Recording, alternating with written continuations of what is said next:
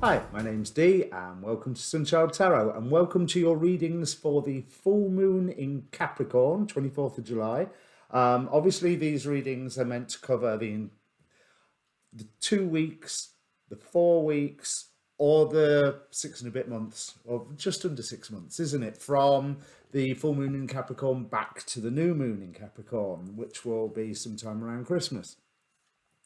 I should have looked that date up before I started. So, as ever, it's a general reading. General reading rules apply. Do not give away your power to a tarot reader. In these readings, there's 2 rows of cards. The top row represents the archons trying to suppress you, and the bottom row represents the gods themselves trying to lift you up, reconnect you with the divine. By their very nature, they are dramatic. So take it all with a pinch of salt and just bear in mind that I can't necessarily be reading for everybody. So there is a timestamp in the description below because I'm going to discuss the full moon itself first. But I've put the timestamp there, so if you want to not ignore my waffle, you can jump ahead to the reading. I won't be offended much. But I would say watch your sun, your moon, and your rising. Now, I'd say the moon because that would normally deal with the emotional stuff, but it's a full moon. It's a lunar reading. Go and look at your moon. Especially with this one, because there's a little something I want to bring up about not just the full moon, but what happens the day before, the day as I am filming this now. Now, as ever, there is a link down there in the description for the Facebook group for this Facebook page for this channel. Basically, it's got an inbox. So if you want to contact me for a personal reading, that's one of the best ways to do it. There's a link tree down there that will take you to all of my different social media, but Facebook's the best way. I am trying to grow the channel, so any subscriptions or pressing of like buttons would be greatly appreciated. And of course, if you haven't caught it, I will be, or well, by the time this goes live, I will have already done a show with astrologer David Fisher, where we're discussing the ins and outs of the full moon in terms of Hellenistic astrology. I've got some other things that I wanted to point out. Now, I am really, really excited about this full moon. I'm sure there was something else housekeeping I had to say. Now it'll come to me. Oh yeah, you can ask a question before you're reading if you want. I don't think it's the sort of reading where you're necessarily going to get an answer, not like my monthlies or some of my other readings.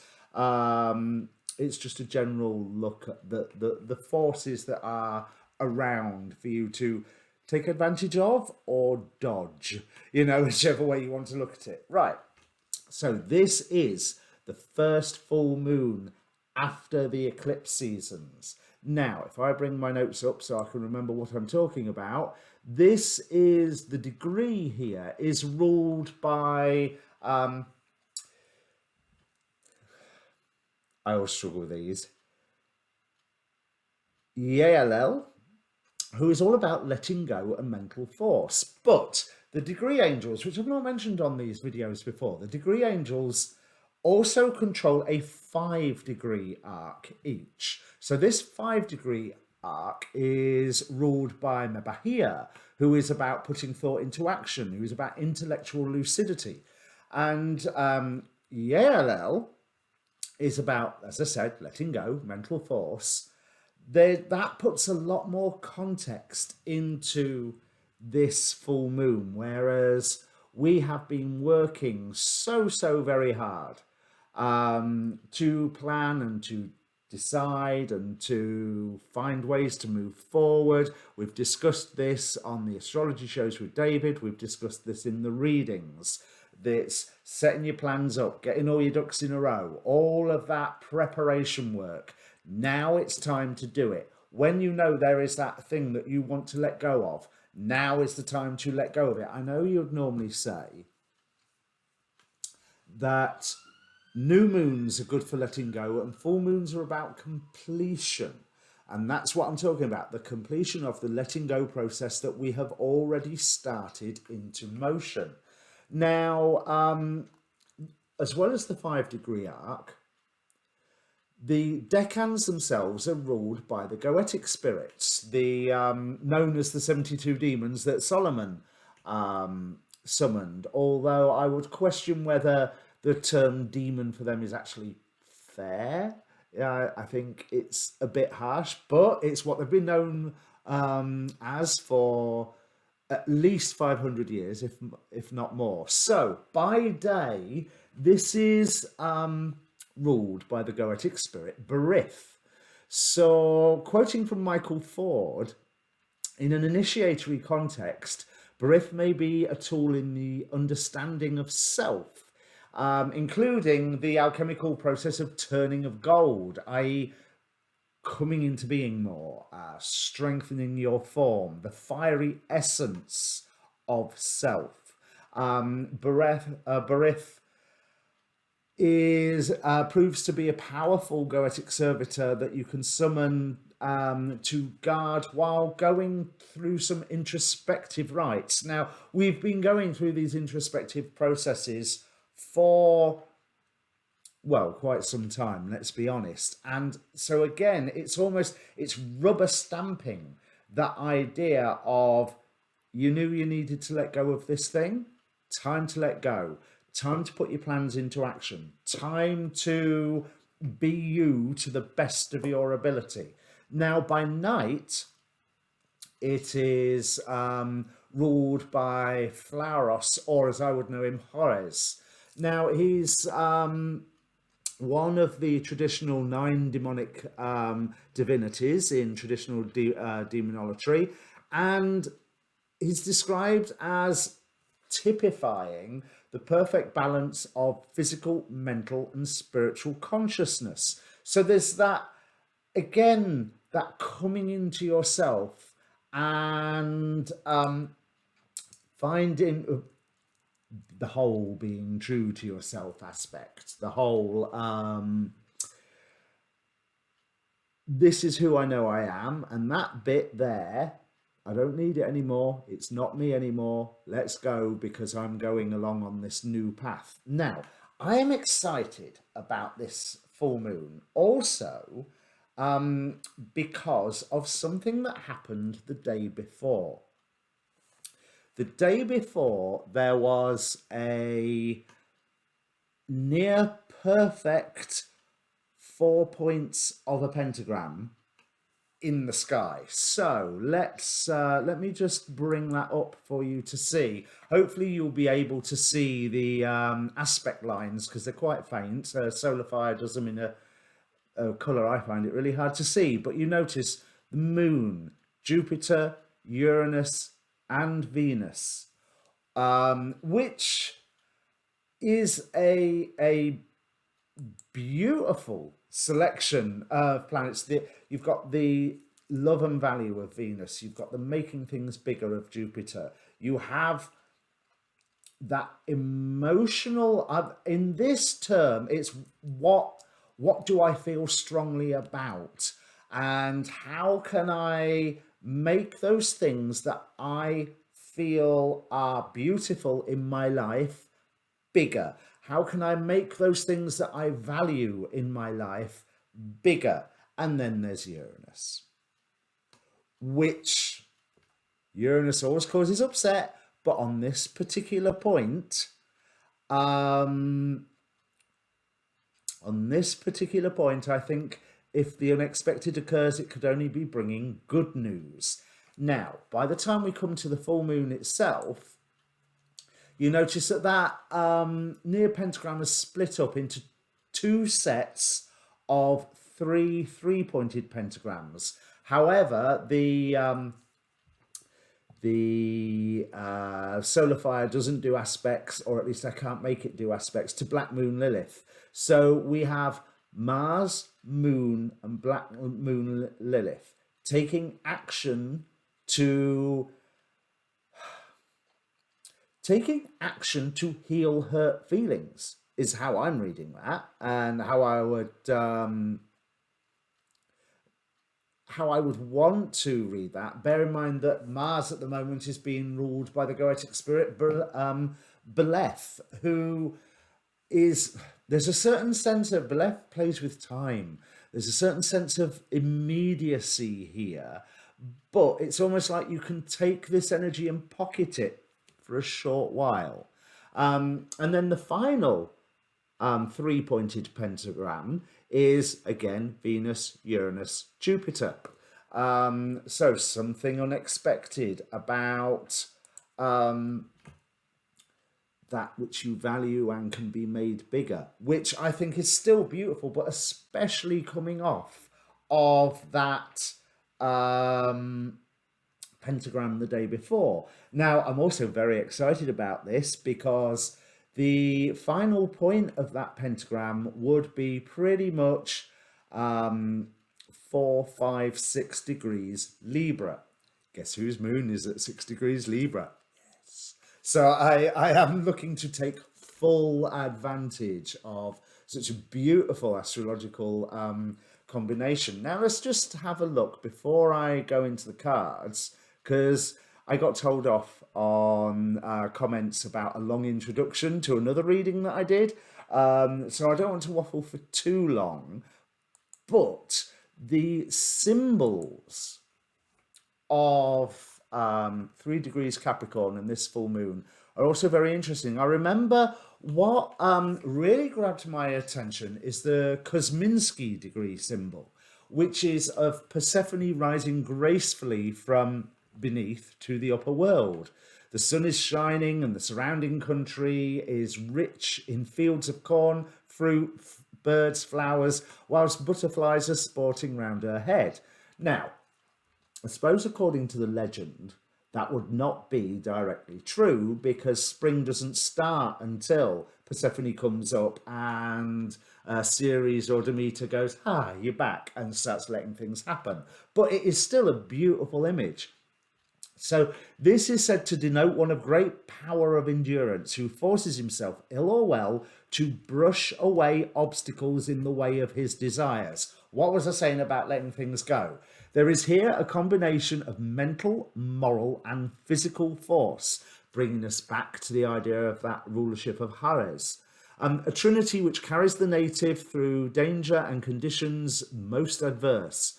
At birth, the soul is rising from the shadows, and as life advances, the temples of enchanting lights are reached, and constancy begets deathlessness. It is a symbol of perseverance. So if you haven't started your 2021 plans, your post 2020, post eclipse, post great conjunction plans, get moving. Now is the start. So let's have a look at the Sapharial degree symbol, which is of a Vestal lamp burning brightly, an indication of an elevated and superior mind given to the study of things that are essentially spiritual. There's that other part of Hare's dominion here. There are aspiration and intuition in a superior degree. That's not easy to say. And such a one will probably seek and find in the silence of his own chamber the key to many of the higher mysteries of life and thought. So again, it's that looking internally, expressing externally. As within, so without. This is, do not let this full moon energies go to waste. Now, the Chandra symbol, or the inside degree symbol, is more curious, but I really like it, because you will hear all the New Agers, and I get very bored with the New Agers, and with the New Age, sorry. That's not the New Agers, the New Age, because it's, oh, we're living in such a special time. We are always living in such a special time. If you are living, it is a special time. Certainly for you and to a point globally, but we cannot deny there's big global things going on. So we have all been training for this moment. So Capricorn 4, the 4th degree of Capricorn, i.e. 3 degrees Capricorn. The Chandra symbol is footprints in the snow. And it's talking about how you were following your own footsteps.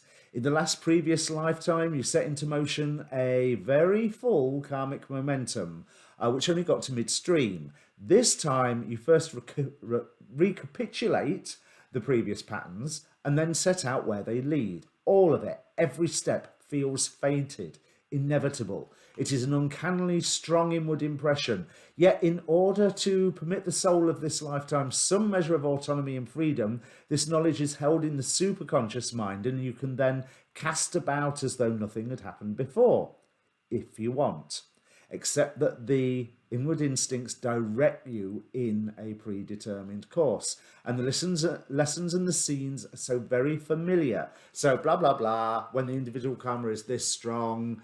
But we know this. I mean, let's be honest. If you're watching one of my readings and watching tarot readings on YouTube and all the other stuff, we know that we have practiced for this. And even if you accept like Dolores Cannon's 3 Waves of Volunteers, we have been practicing for this. And the now this is the Omega symbol, I think. As a cliff erodes, a temple is in danger of collapsing. Now, okay, there's a tower imagery, tower card imagery there, but there's also what it also talks about that Saturn-Uranus square we've got going on. The description to this says it needs change. And when they do, structures that may have depended on a long time, that may have been depended on for a long time, need to change as well to meet these new needs. That's it, needs change. Right, that makes sense. This is what this degree is aware of. It taps into the undercurrents of feeling and can see how those things are eroding the landscape of human thought. At its best, it's capable of suggesting means of change that take into the account the long range and which are practical. And again, we have practiced for this. Can you tell I'm really excited about this? I never thought I'd be excited about a Capricorn thing, but when you look, everything that Capricorn threw at us last year, the Jupiter-Pluto conjunctions, the building up to the great conjunction with the Saturn-Pluto conjunction, various other things, eclipses last year and all that. This is beautiful. This is Pluto, who's there in Capricorn, going, okay, here is the end of it. Now, bear in mind, this full moon is a long, long away from Pluto. Pluto's at 26 degrees. The full moon's at 3 degrees. So it's co-present by sign. But Pluto's allowed everything to come full circle. And it's almost like he stepped to one side and said, there you go. I've done my work now. You crack on with starting the new things. And I will just check your work as you go past. But everything will be fine. Don't worry. You crack on with it. And so that's what I want to say with this full moon. Whatever it is, you crack on with it. There's all this creative energy around with Venus quintile Uranus, Venus quintile Jupiter. There's all this healing energy around with the quintiles between the moon, Mars and Lilith. There's that, especially if you've got early degrees of Libra planets, there's that energy from the pentagram the day before. This cannot be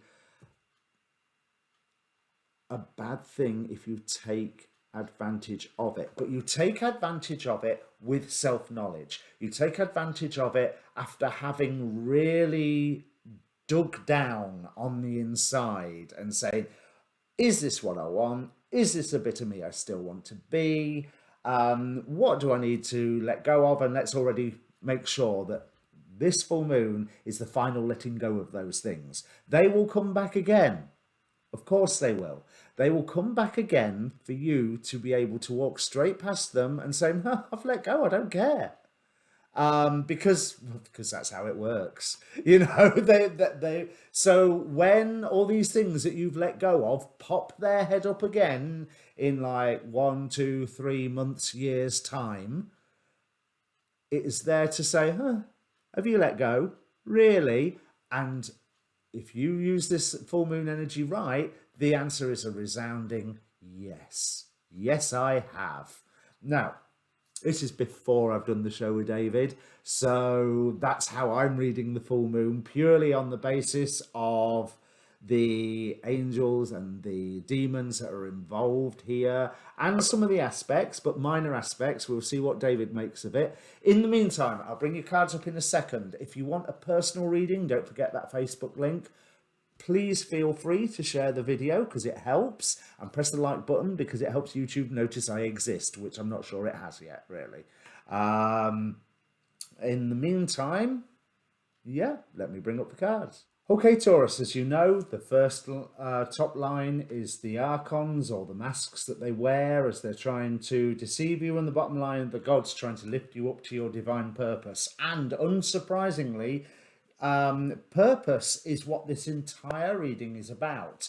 The top line, which I always tend to say is a trap, we have Osiris with renewal, Chiron with healing, the Muses with inspiration, Charon with transition, and Maeve with determination, which, had that been a bottom row, would have been beautiful. So there's an interesting trap going on here.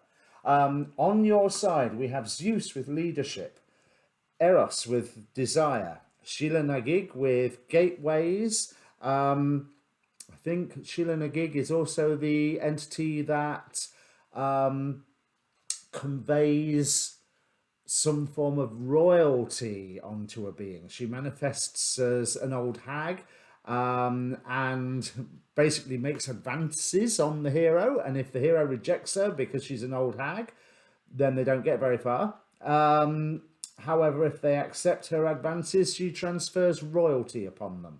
We have Eos with dawn, and then two cards wanted to come out of the Dark Goddess. We have Tiamat with control and Arachne with hubris. And the way I'm feeling about this, because you would think that these two rows need to be reversed, really. That the top row would be the divine and the bottom row would be the archons. But that's not the case. That's not how these readings work. So what I'm seeing to start off with is aim for the stars. You know, it doesn't matter if somebody is turning around and saying, yeah, but you're trying too much. No, you control the process. You use your own sense of authority, and you go for it. As simple as that. You go for it. Whatever your aim this lunar cycle is, you go for it. But do not be do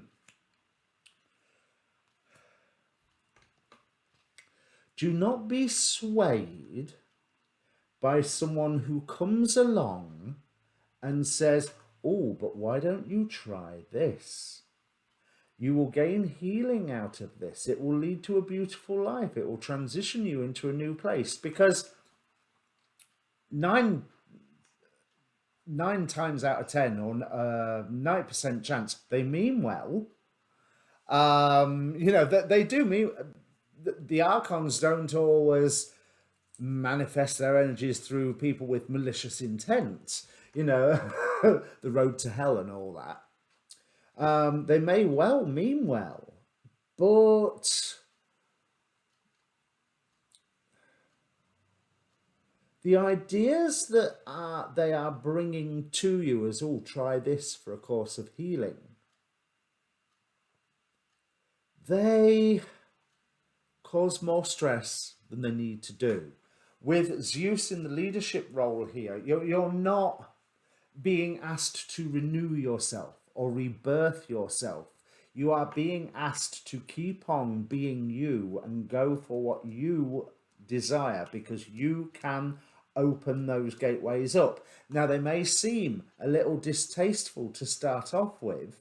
You know, it's like I want to go over there, but there's that massive hill, you know, and it's got the Forest of Mordor on it, or whatever the forest in Lord of the Rings was called. It's not Mordor, is it? But yeah, I've got to go through Mordor, you know, to get to the other side of that hill, and that's distasteful.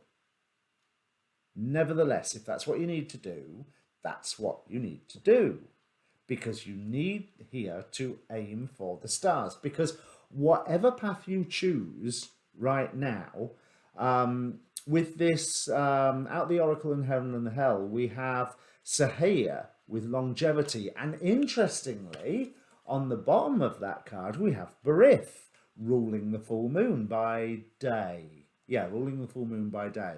And here Barith represents catastrophe and haste. So that's indicating to me, it's certainly with Zeus, Eros, Sheila Nagig, well, with all of it,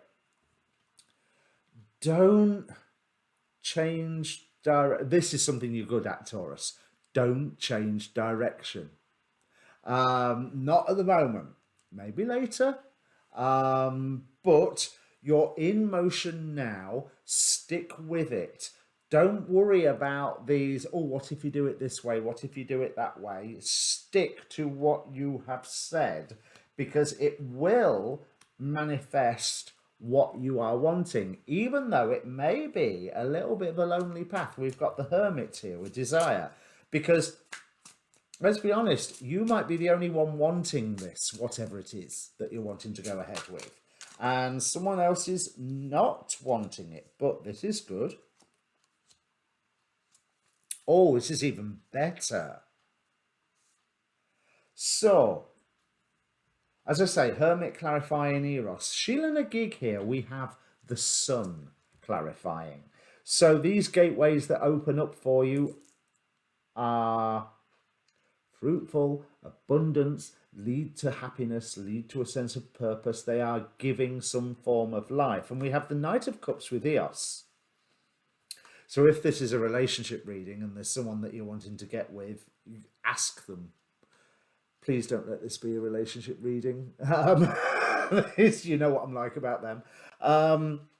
But we have, with the control and hubris, we have the Tower. Now, there's two ways you can interpret this. If your hubris is too great and you're trying to keep control is too great, what you are trying to achieve will shatter. Or by aiming high, aiming for the stars, by saying I can do this and I will control the process, you are able to shatter the obstacles that are around you. Because believe me, there is someone who has recognized what you are trying to do, and they are equally determined that you go in this other direction. And again, I do want to say, I don't think there's a malicious bone in their body, that they believe that this is the right idea. And later on, they may well be right, later on, but not right now. It's not the right path right now. Whatever you have already committed your heart to, stick with it for the time being. It is worth it. It is more than worth it. I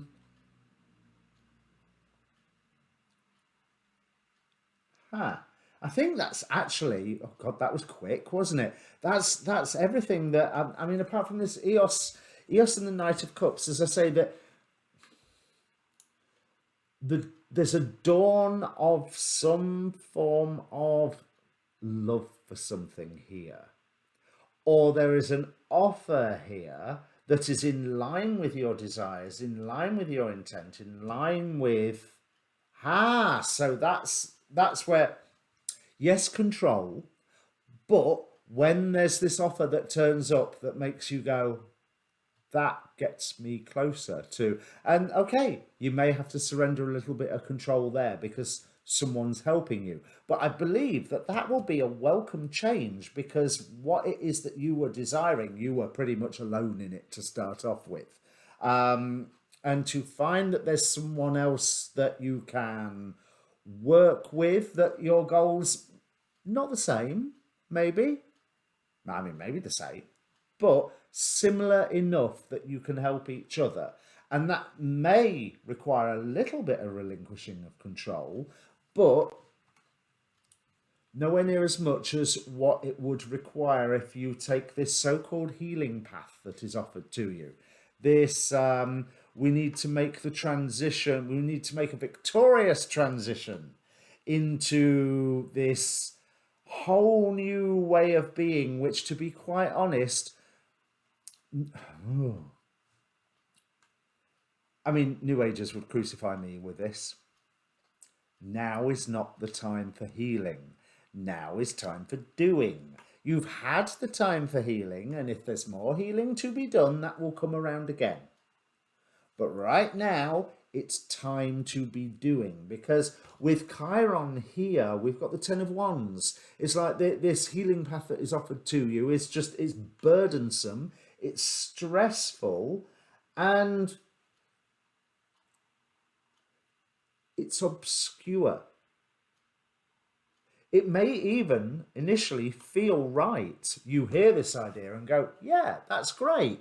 But when you count the cost of what that taking part in that means to your plans that you're going ahead and doing anyway, then you may suddenly go, yeah, it might sound great, but it upsets all of my plans, and I can't have that right now. So really, yes, it is time to stick to your guns, aim for the stars on your own to start off with, but looks like there'll be some company, some support coming once you pass a certain point of accomplishment. Yeah, I suppose accomplishment would be the right word. Once you pass a certain point, once you get yourself through that gateway that you can see ahead of you, once you've gone past that gateway, I believe that assistance is coming in. And so no, there's no victory parade. There's no massive transition from one state of life to another state of life. This is gentle, this is controlled, this is calculated. Oh, and a lot of warmth coming off of the Arachne card with hubris. So absolutely aim for the stars, Taurus. And there's nothing else I have to say here. This is really, really positive, as long as you do not get knocked off your path. So, as I said before in the intro, hit that like button, press subscribe. Oh, one last thing, Taurus. Let me know in the comments. I'm planning on, when I get the time, I'm planning on doing a Taurus season of Taurus with individual sign, moon or rising. That's one of my 6-deck readings. So if you want one, or if you want to put in the comments below which one you want, you know, whether it's Scorpio moon or rising or Libra moon or rising, let me know. In the meantime, speaking of which, go and watch your moon and rising, and don't forget the show that I did with David. Cheers.